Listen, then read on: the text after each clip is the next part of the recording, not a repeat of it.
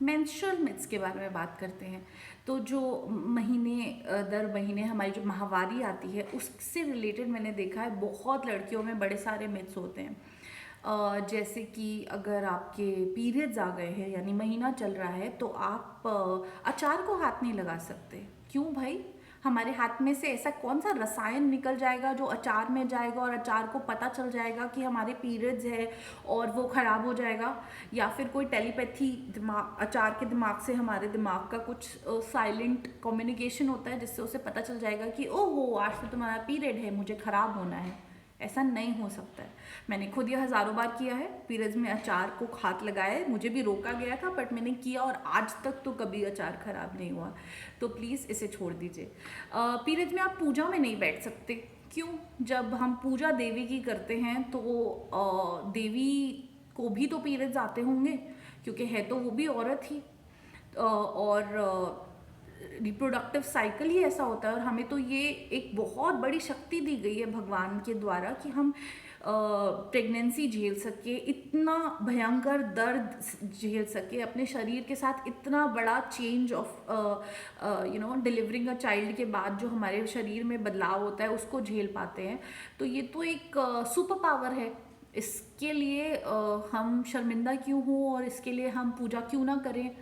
जब भगवान भी देवी है या तो सारे पुरुष ही होते तो भाई हो सकता है तब उस केस में हम ये बात शायद वैलिड होती। पर जब हमारी देवियाँ भी लेडीज़ ही हैं तो फिर हम क्यों ना पूजा में बैठें? और क्यों इस पूजा के लिए हम दवाइयाँ खा खा के अपने पीरियड्स को आगे पीछे करें? इतने सारे पेशेंट्स मेरे पास आते हैं कि मैडम हमारे घर में हवन है, पूजा है, तो प्लीज़ मुझे गोली दे दीजिए ताकि मेरे पीरियड्स पूजा के दिन ना आए। अगर आ गए तो क्या हो जाएगा? क्यों ना आए पीरियड्स आपकी पूजा के दिन? ऐसा क्या है कि आपको गोली खा के अपने आगे के 3-4 महीनों तक अपनी साइकिल्स को डिस्टर्ब करना है, अपने अंदर हार्मोनल चेंजेस लाने हैं, आपको मूड स्विंग्स होंगे, आपके शरीर से अलग अलग टाइप पे कभी पसीना आएगा, कभी गुस्सा आएगा, कभी इरिटेशन होएगी, कभी आपके पैरों में दर्द होएगा। ये सब आपको क्यों झेलना है? सिर्फ उस एक दिन की पूजा के लिए कि आपको उस दिन पीरियड्स ना हो। और ये कंफर्ट के लिए नहीं है, ये एक सुपरस्टिशन के लिए है। तो ये गलत है। इस तरह के मेंस्ट्रुअल मिथ्स मैं अक्सर सुनती हूँ और प्लीज़ इन सब को बिल्कुल मत मानिए और इन सबको आज ही ख़त्म करते हैं। दूसरे आते हैं प्रेगनेंसी से रिलेटेड मिथ्स। मेरे पास दिखाने ही नहीं आते हैं मरीज़ टाइम पे। प्रेग्नेंट हो गए तो अस्पताल आइए ना, हमें मिलिए, हम बताएंगे आपको कि अब आपको क्या खाने की ज़रूरत है, क्या दवाइयाँ शुरू करनी है, कब अल्ट्रासाउंड कराना है। लेकिन मरीज़ बहुत लेट तक अस्पताल आते ही नहीं हैं।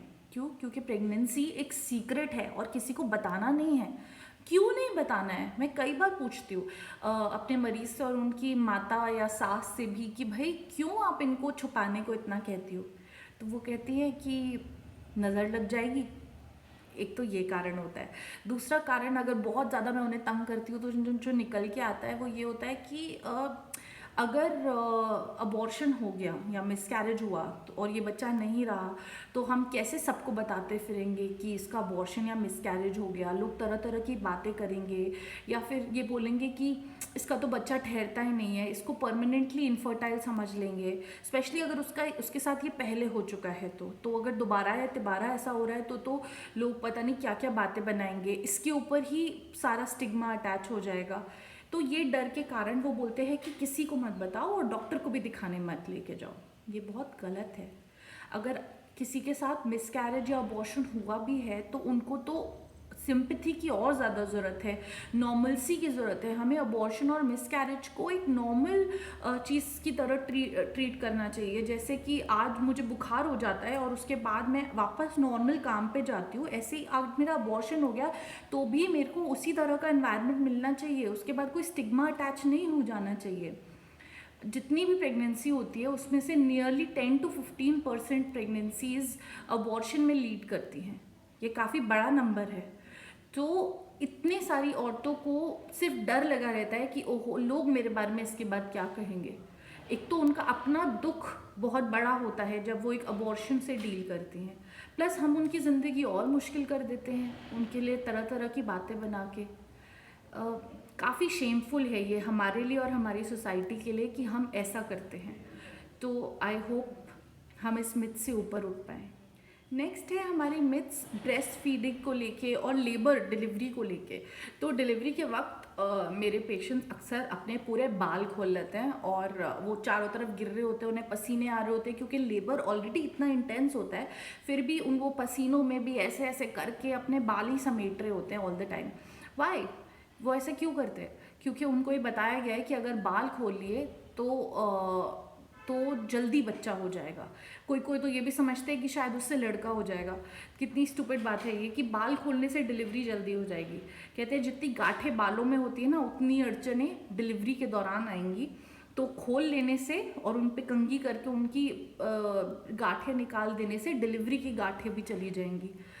वेरी रिडिकुलस, बट ये भी एक मिथ है और बिल्कुल ही बकवास है। ऐसा कुछ नहीं होता है। जस्ट लाइक वो अपने लेबर रूम में जहाँ इतना सेफ जोन होता है, वो अपने तकिए के नीचे चाकू या कोई और शार्प ऑब्जेक्ट्स रखते हैं जिसको देख के मैं तो डर ही जाती हूँ कि बाबा कुछ हुआ तो ये तो मेरा ही लेकिन ये भी रखते हैं कि बुरी आत्माएं ना आ पाए। बट ये सब नॉनसेंस है। ये आई डोंट नो कब हमें इस सबसे छुटकारा मिलेगा। अस्पतालों में तो खैर अब थैंकफुली हमने रूल्स इतने स्ट्रिक्ट कर दिए कि आपको बाल पूरे बांध के ही डिलीवरी के दौरान रहना है, कैप पहन के। और जो आप इतनी ज़्यादा चूड़ियाँ और कभी कभी तो पूरा चूड़ा होता है जो साल भर तक उतरता नहीं, वो पहन के आ जाते हैं। और हम आपको कोई आईवी लाइन भी नहीं लगा पाते जो नस में लगानी पड़ती है ताकत देने के लिए या दवाइयाँ देने के लिए, तो वो भी हम नहीं लगा सकते क्योंकि चूड़ियाँ इतनी ज़्यादा भरी हुई होती है, तो उनको तोड़ना ज़रूरी होता है। और कई बार उसके बीच में भी लोग अड़ जाते हैं कि ओहो हमारी रस्में रह जाएंगी, ये रस्मों के बगैर हम इन चूड़ियों को कैसे हटा सकते हैं। बाबा जान ज़्यादा कीमती है, रस्में क्या चार देंगी? Don't do this. देन एक ब्रेस्ट फीडिंग रिलेटेड मिथ है कि सबसे पहले तो बच्चे को शहद चटा देते हैं, बुआ चटाएंगी। ये बहुत गलत बात है। प्लीज़ बच्चे को सबसे पहले शहद मत चटाइए। 6 महीने तक बच्चे को सिवाय दूध के, वो भी माँ के दूध के, नहीं तो फॉर्मूला के दूध के, कुछ और मत चटाइए। कुछ और अलाउड नहीं होता है। और शहद से तो उल्टा बच्चे की भूख और चली जाती है, तो माँ का पहला फीड कई बार नहीं लेता है। और माँ के पहले फीड में जितनी ताकत होती है ना बीमारियों से लड़ने के लिए, जो बच्चे तक जानी होती है, वो सब जानी रुक जाती है क्योंकि उसका पेट भर जाता है और वो सो जाता है शहद के बाद। आप भी अगर खाना छोड़ के कभी ज़्यादा शहद खा लेंगे ना तो बढ़िया नींद आएगी और आप खाना स्किप कर जाएंगे। ऐसे ही बच्चा वो पहला इंपॉर्टेंट मील स्किप कर जाता है जस्ट बिकॉज आप उसे शहद चटा देते हो। प्लीज़ ये मत करो। और ना ही उसकी आँखों में 1 किलो काजल मलिए प्लीज़। वो इतना सारा काजल मलने से उसकी आँख में इन्फेक्शन चला जाता है। बच्चों के लिए काजल कोई फ़ायदा नहीं करता। स्टडीज़ प्रूव कर चुकी है कि काजल सुरमा से कभी आईसाइट इम्प्रूव नहीं होती है और इन्फेक्शन के चांसेस सिर्फ बढ़ जाते हैं। तो प्लीज़ उनकी आँखों में काजल मत डालिए। आपके हाथ या काजल कुछ भी गंदा हो सकता है और बच्चे बहुत नाजुक होते हैं, ये नहीं करना है। उन्हें सिर्फ ब्रेस्ट फीडिंग पे फोकस कीजिए, सबसे ज़्यादा उस पर ध्यान लगाइए। और उसके लिए औरतों को थोड़ा फ्री माहौल दीजिए जिसमें वो सांस ले सके। उनका खाना पीना डिलीवरी होते ही बंद मत कर दो। कई बार 2-2 दिन तक उन्हें खाना या पानी नहीं देते हैं, हफ्ते भर तक भी ये सलूक किया जाता है। तो इसको रोकना बहुत ज़रूरी है। और उनको खुलेआम ब्रेस्ट फीड करने दो। अगर वो परिवार में भी बैठी है तो एक कपड़ा रख लेंगी ज़्यादा से ज़्यादा ऊपर। उनको ईजिली ब्रेस्ट फीड कराना अलाउड होना चाहिए। आदमी तो सड़क पे खुलेआम गंदे तरीके से अनहाइजीनिकली पेशाब कर सकते हैं और औरतें अपने बच्चे को दूध भी ना पिलाएं, उसमें भी डर के सहम के छुप छुप के करें। क्यों हमारी सोच इतनी ख़राब है कि हम उनको इस खराब नज़र से देखते हैं, उनको ऑब्जेक्टिफाई करते हैं? क्यों नहीं एक माँ को अपने बच्चे को खाना खिलाते हुए देख की नज़र से देख पाते हैं? आई होप हम इन चीज़ों को नॉर्मलाइज कर सकें, इन स्टीरियोटाइप्स और मिथ्स को जल्द से जल्द बर्स्ट कर सकें। वेल, ये थे वो मिथ्स और स्टीरियोटाइप्स जो मैंने अक्सर अपने पेशेंट्स के मुंह से सुने हैं और उनको फेस करते देखा है। काफ़ी अनॉयड फील करती हूँ। आज तो एक साथ इतने सारे याद कर लिए हैं कि मूड काफ़ी ऑफ हो गया है, but this is not a day for that. आज का दिन विमेनहुड सेलिब्रेट करने का दिन है।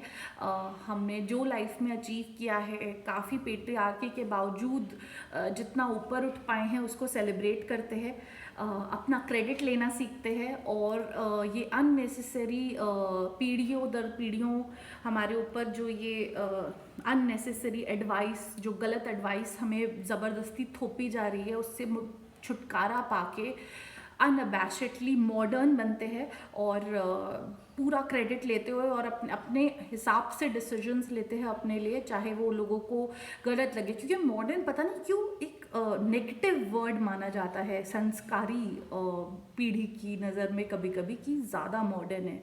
क्यों ना हो भाई, ज़्यादा मॉडर्न का मतलब साइंटिफिक डेटा पे बिलीव करती है, कुछ क्रेडिबल इन्फॉर्मेशन पे बिलीव करती है, ना कि सुनी सुनाई बातों के बहकावे में आती है। तो मुझे तो वो बिल्कुल करेक्ट लगता है। अगर आपको भी करेक्ट लगता है तो इस वीडियो को लाइक, शेयर और सब्सक्राइब कीजिए, इस वीडियो को ज़्यादा शेयर कीजिए, और सब मॉडर्न जननी बनते हैं यार।